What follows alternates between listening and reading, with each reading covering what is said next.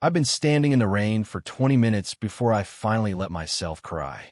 That's about how long it takes, it turns out, to accept that the people who left you soaked in a country club parking lot are not coming back. That they took the car and the umbrella and the last little scrap of your dignity and drove off laughing into the storm. My name's Frankie Kowalski. I'm a mechanic, a good one, the best in my part of Detroit. Not that anybody at that party would have believed it. I'm also a big woman, the kind my ex used to call a lot, right up until he traded me in for a girl half my size and then had the nerve to invite me to their engagement party, just to watch me squirm, just so his new crowd could get a good look at what he'd upgraded from. So there I was, soaked to the bone, mascara running off my chin, standing in a downpour in the dark with no ride and nowhere to go, feeling every one of the 34 years the world had spent teaching me I was too much and not enough at the exact same time. And then a coat came down over my shoulders. Heavy, warm, smelling of rain and cedar and something expensive. I spun around, fists half up out of pure Detroit instinct, and found myself looking up into the face of the most dangerous man in the city. "You'll catch your death out here," Marco Barone said quietly. "Let me take you home." I didn't know it yet, but 3 days earlier, I had fixed a car that was never supposed to come back. And the thing I'd found hidden inside, it was about to make me the most hunted woman in Detroit and put the life of the man now wrapping me in his coat into my two grease-stained hands. Let me back up. The party was my sister Dana's idea. You have to come, Frankie. You can't let Derek think you won, which is exactly the kind of logic that gets you standing in a rainstorm at midnight. So, Derek and I had been together 3 years. I'd fixed his cars, cooked his dinners, believed him when he said the weight didn't matter, that he loved me exactly as I was. And then one Tuesday, he sat me down and explained, very gently, like he was doing me a favor, that he'd met someone who really took care of herself, and that he needed a partner who fit the life he was building. Her name was Brittany. She was a spin instructor. She was, and I say this with total objectivity, deeply boring. I should never have gone. But I put on the one nice dress I owned, and I walked into that country club with my head up, and for about an hour I managed fine. Then Derek got a few drinks in him, and Brittany's friends decided the fat ex-girlfriend was the evening's entertainment. It started with the little comments. "Oh my gosh, is that her?" Loud enough to carry. Then the fake concern. "Are you sure you should have the second one, hon?" "No, yeah, you meant." As I reached for an appetizer. Then Derek himself, holding court, telling the story of how he'd escaped, while his new friends laughed, while Brittany smiled her boring little smile, while I stood there and felt myself shrinking down to nothing in the middle of that glittering room. I made it to the parking lot before the tears came. My cousin had driven me, but my cousin, it turned out, had left with Derek's crowd to go to some after-party, taking my ride and figuring I'd figure something out. One of Brittany's friends leaned out the car window as they pulled away and called into the rain, "Ah, don't cry, sweetie. Maybe walk it off, cardio." And they were gone. And I stood there in the storm, 34 years old, soaked and abandoned and laughed at, and I finally let myself cry. That's the state Marco Barone found me in. I knew who he was. Everybody in Detroit knew the Barone name. Knew it was the kind of name you didn't say too loud, the kind attached to a man who owned half the city and answered to no one. I should have been scared. Some sensible part of me was. But mostly I was just so tired of being cold. And this man had taken the coat off his own back and put it around a stranger sobbing in a parking lot. And he was looking at me. Not through me, not past me, but at me, like I was a person worth getting out of the rain. "About a car," I said stupidly. "I mean, I don't. They took my ride. I'm a mechanic, I fix cars, and I can't even get myself home." That's really funny, actually. And then I was crying and laughing at the same time, which is its own special kind of falling apart. Marco Barone didn't laugh at me. "Get in," he said gently, opening the door of a black car that had appeared at the curb like magic. "Whoever did this to you tonight, I'd like their names. But first, let's get you warm and dry. You've been brave enough for one evening." I got in. God help me, I got in. He drove me back to my place himself, a garage on the east side with a little apartment over it. Kowalski Auto painted on the roll-up door in letters I'd painted myself. The shop I'd clawed out of 15 years of being the only woman in rooms full of men who assumed I was there to bring coffee. We didn't talk much on a drive. He wasn't a big talker, Marco, but it wasn't an uncomfortable quiet. Every so often I'd catch him glancing over at me, this careful, curious look, like I was a puzzle he hadn't expected to find in his lap tonight. "You painted that yourself," he said, nodding at the sign as we pulled up. "Not a question." "How'd you know?" "The K's crooked, and you didn't fix it," he said. "A hired painter fixes the K. A woman who built the place herself leaves it because it's hers and it's crooked and she doesn't give a damn what anyone thinks." He almost smiled. I like the crooked K. And something in my chest did a thing it had no business doing, sitting in a car with the most dangerous man in Detroit. "Most people don't even notice the sign," I said. "Most people don't notice much of anything," Marco said. "They look at a thing and they see what they expect to see. A crooked letter. A woman in a wet dress. They never look long enough to catch what's actually there." He put the car in park outside my shop and turned to face me. "I've made a great deal of money in my life betting on the fact that people don't look closely. It's a rare thing, Frankie, to meet someone who does." I didn't know what to say to that. So I said nothing, which is its own kind of answer, and for a moment we just sat there in the warm car while the rain drummed on the roof. "Thank you for the ride," I said. "And the coat. I can get it cleaned and get it back too." "Keep the coat," he said. "It suits you better than it ever suited me." I was halfway out of the car, his coat still around my shoulders, when the other car came around the corner with its headlights off. I've spent my whole life around cars. I know the sound of an engine being pushed, the specific mean growl of a vehicle in a hurry with bad intentions.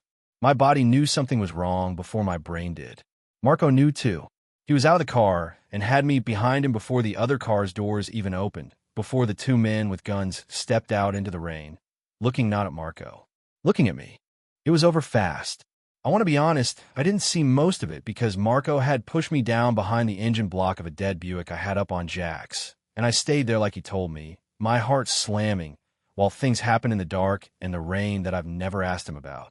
When it was quiet again, the two men were gone, dealt with in whatever way men like Marco deal with things, and Marco crouched down beside me behind the Buick, rain dripping off his jaw, and his voice was very, very calm in the way that told me he was anything but. "Frankie," he said, "those men came for you. Not me. You. Do you understand what I'm telling you? Someone sent two shooters to a mechanic's garage on the east side, in the rain, at midnight, to kill you." His dark eyes searched my face. "And I need you to think very hard right now about why." And I sat there in the grease and the rain, and I thought about it. And then I remembered the car. 3 days ago, I said slowly, a guy brought in a car. Foreign, expensive, banged up, front-end damage, like he'd hit something and didn't want to say what. Paid cash. Real nervous. Wanted it fast and wanted it quiet. My mouth went dry. While I was pulling the bumper, I found a compartment. Hidden. Aftermarket, cut into the frame. There was a phone in it and a little notebook, all handwritten, names and dates, and I couldn't make sense of it. It looked like a schedule. I figured it was none of my business. I set it aside to give back to him when he picked up the car. I looked at Marco. He never came back for the car, or the phone, or the notebook. Marco went very still. "Where is it?" he said. "The notebook. Right now. In my desk. Inside." I swallowed. "Marco, what's in that notebook?" He was already moving, already pulling me up, already scanning the dark street. But he answered me, because I think even then he decided he wasn't going to lie to me. Not ever. "If it's what I think it is," he said, "it's a plan to kill me. And you, Frankie Kowalski, are the woman who's been sitting on the proof." The notebook was exactly what he thought it was.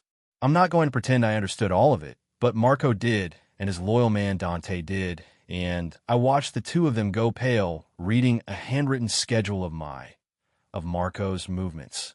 Where he ate, when he traveled, the route, the timing, the men who'd be paid. A hit, planned in careful detail, ordered by a man named Emil Dragovic, a Balkan boss muscling his way into Detroit, patient and cold, who decided the fastest way to take the city was to erase Marco Barone and step into the empty chair. The car I'd fixed belonged to Dragovic's advance man. He'd wrecked it doing surveillance, panicked, brought it to the nearest quiet garage, mine, and left the evidence of the whole plot sitting in my desk drawer for 3 days without either of us knowing. And when Dragovic realized where that car and that notebook had ended up, He'd sent 2 men to erase the mechanic who'd seen too much. "You saved my life," Marco said quietly, turning the notebook over in his hands. "You have no idea, do you? This," he held it up, "this is 3 weeks of warning I wouldn't otherwise have had." He'd have gotten me. He was close. "You found this fixing a bumper, and you kept it in a drawer, and it is going to be the reason I'm alive next month." He looked at me, and there was something raw in his face. "And it's the reason he's going to come for you with everything he has. He can't let you live now. You're a witness, and you're a loose end, and you're the one thing standing between him and the city. So what do I do?" I said. My voice only shook a little. "I've got a shop to run. A life.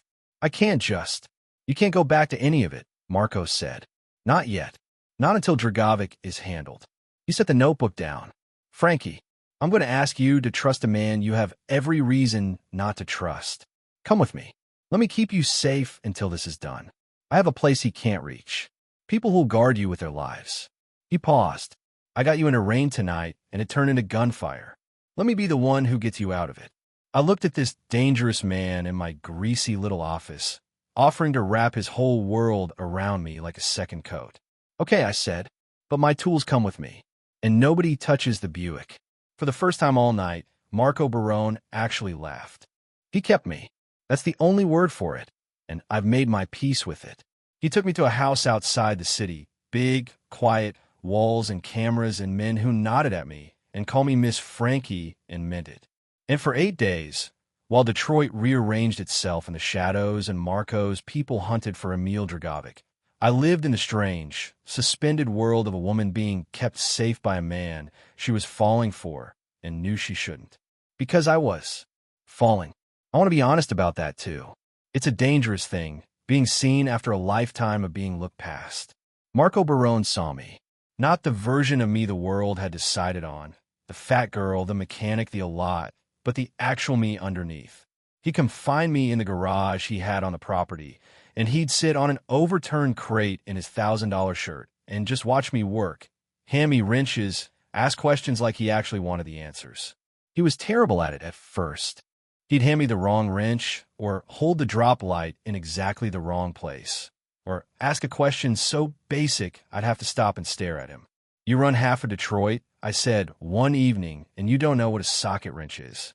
"I know what a socket wrench is," he said, with tremendous dignity, holding up a pair of pliers. I laughed so hard I had to sit down on the floor. And Marco Barone, a man I had watched make hardened soldiers go quiet with nothing but a look, sat down on the cold concrete next to me and laughed too, until neither of us could breathe, over a pair of pliers. And it was, I realized somewhere in the middle of it, the happiest I'd been in years. Maybe ever. Sitting on a garage floor covered in grease with a dangerous man who couldn't tell a wrench from a pair of pliers and didn't care in the slightest that I could. "You're happy in here," he observed one afternoon, watching me drop a transmission. "Happier than anywhere else in the house." "Why?" "Because an engine doesn't care what I look like," I said, not looking up. "An engine's honest. Either you understand it or you don't. It never once told me I'd be prettier if I lost 30 pounds. I wipe my hands. In here, I'm not the fat girl. I'm the best. That's a nice thing to be when the rest of the world spent your whole life telling you you're the other thing." Marco was quiet for a moment. "You know what I see when I watch you work?" He said. "I see the only person I've met in 20 years who's exactly what she looks like and nothing less. No performance. No angel. Just a woman who's extraordinary at a hard thing and doesn't need anyone to clap for it." He stood up. "The world owes you an apology, Frankie Kowalski. Every single person who ever made you feel like less. And I've got a long memory and a lot of resources, so if you ever want to collect." "I don't," I said. "I just want to be left alone to do my work and be with people who don't make me feel small." I met his eyes. "Are you people who make me feel small, Marco? Because I can't tell yet if this is the safest I've ever felt or the stupidest." He crossed the garage and stood in front of me, close enough that I had to tip my head back. "I have never in my life," he said quietly, "wanted to make you smaller. I want to give you more room. A bigger shop. A whole city that treats you like the queen you are. I want to stand between you and everyone who ever left you in the rain." He reached up and touched my jaw, gentle, A man used to breaking things being unbearably careful. I didn't wrap you in my coat because you were pathetic, Frankie. I did it because you were the most dignified thing I'd ever seen, crying alone and still not begging anyone for anything. I've been a dangerous man my whole life. You make me want to be a good one. I kissed him. In a garage, covered in transmission fluid, I kissed the most dangerous man in Detroit, and he kissed me back like I was the only woman who'd ever existed. And 2 days later, Emil Dragovic made his move. He was smart, Dragovic. He didn't come at the house head-on. He got to one of Marco's men, bought him, turned him, and that man's job was simple. Get Marco isolated, disable his escape, and hold him in place long enough for Dragovic's crew to arrive and finish it. The traitor did his part on the 9th night. He told Marco there was a meeting, an urgent one, and got him into the armored car in the garage, and he'd already done the quiet work under the hood, so that when Marco turned the key to leave, nothing happened. Dead. Stranded. Exactly where Dragovic wanted him, with a crew of killers minutes away, and the house's other cars sabotaged the same way. There was just one thing Emil Dragovic's inside man hadn't accounted for. Me. Because I was in that garage. I was always in that garage. And when Marco turned the key and I heard that specific dead click, a sound I'd heard 10,000 times, a sound I could diagnose in my sleep, I was already moving, already popping the hood, already seeing exactly what the traitor had done. Ignition kill and a cut fuel line, I said, my hands flying. Amateur hour. He wanted it to look like a dead battery. Marco, how long until Dragovic's people get here? Marco's face was granite. Minutes. Then shut up and let me work. I have never worked faster in my life. My hands knew this, knew it better than they knew anything, better than they knew fear. I bypassed the kill switch. I spliced the fuel line with a length of hose and 2 hose clamps I had in my back pocket, because I always have hose clamps in my back pocket, and if you don't understand why that's the sexiest thing a woman can carry, you've never had your life depend on one. I got under that dash, and I hot-wired past the sabotage, and I brought that dead armored car roaring back to life with about 90 seconds to spare. Headlights bloomed at the far end of the drive. Dragovic's crew, right on schedule. Frankie, Marco said, his hand going to the gun under his jacket. If this doesn't start, it's going to start. If it doesn't, Marco. I looked him dead in the eye. I have never once in my life failed to start a car. I was determined to start. Not one. Get in the passenger seat and put your seatbelt on, because I am about to do something nobody has ever done in this car, which is drive it like it's mine. Get in, I yelled. I'm driving. And I drove. I drove the way I've dreamed about driving my whole life, the way you can only drive when you know a car down to its bones. I knew that engine now, knew exactly what she could take, and I took her right through the gap in Dragovic's arriving crew before it closed, 2 tons of armored steel and a fat girl mechanic behind the wheel. And I lost them in the industrial maze of the east side, because I have known those streets since I was a kid on a stolen bike, every alley and dead end and shortcut. And Emil Dragovic's imported killers did not. By the time we hit the freeway, we were clean. And Marco Barone was staring at me from the passenger seat like I'd hung the moon and hot-wired it. You, he said, are the most magnificent woman who has ever lived. Tell me that when we're not doing 90 in the rain, I said. But I was grinning. God help me, I was grinning. The traitor gave up Dragovic to save his own skin. The notebook, my notebook, the one I'd kept in a drawer, was all the rest of it Marco needed. What happened to Emil Dragovic after that is not a story for tonight, and honestly, it's not one I asked about. I know the kind of world I fell into. I made my peace with the parts one don't get to see. But Dragovic's play for Detroit died in the back of an armored car that a mechanic brought back from the dead. And the man who'd planned to be king by killing Marco Barone got, instead, erased so completely that within a month people spoke about him the way you speak about weather that's already passed. As for Derek, my ex, the one who'd left me crying in the rain to be laughed at, I found out, some weeks later, that Derek had a very nice car. A leased German thing he couldn't really afford, that he babied and bragged about. And I found out that same car developed a truly mysterious, deeply expensive, completely undiagnosable electrical problem that no shop in the city seemed able to fix, and that quietly, gently, made Derek's life a rolling misery for the better part of a year. I have no idea how that happened. I'm just a mechanic.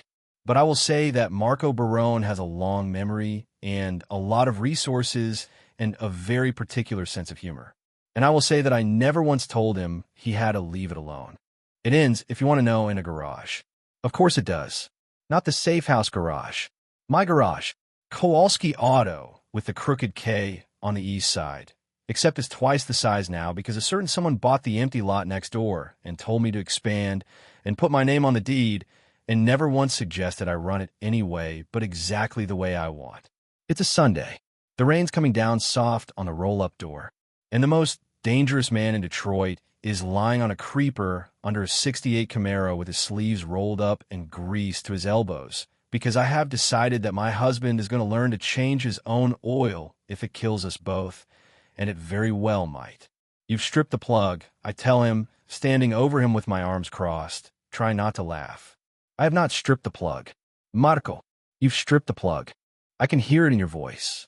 He slides out from under the car, hopeless and filthy and grinning up at me. This man the whole city is afraid of, undone completely by a fat girl and an oil pan. You know, he says, the night I found you in the rain, I told myself I was saving you, wrapping you in my coat, keeping you safe. He wipes his hands on a rag and gets to his feet and pulls me in by the waist, grease and all. It took me about a week to understand I had it exactly backwards. You're the one who kept me, Frankie. You saved my life in an armored car, and you saved the rest of me in this garage. I was the one who needed rescuing all along. I just had the good sense to fall for the one woman strong enough to do it. And I kissed my husband under the Camaro in the shop I built with my own 2 hands, warm and dry and seen, and for the first time in my whole life, absolutely certain that I take up exactly the right amount of room in the world. He never did learn to change his own oil, by the way, but he keeps trying. Every Sunday. Just make me laugh. And that, it turns out, is the whole entire point. So that's the story of the girl they left crying in the rain. The mechanic everybody underestimated, who ended up with a dead man's notebook in her drawer and the life of the most dangerous man in Detroit in her hands, and who drove them both straight out of the storm. Tell me something down in the comments tonight, because I really want to know. Everybody's got a Derek. Everybody's got that person, or that whole crowd, who left them out in the rain and drove off laughing. So here's my question. Did you ever get your moment? The one where they finally understood exactly who they'd underestimated? Tell me about it. And if you're still waiting for that moment, tell me that too, because I promise you it's coming, and somebody scrolling past tonight needs to hear that it did for you. And if Frankie reminded you that the woman they rode off in the rain is so often the one holding all the horsepower, do me one favor before you go.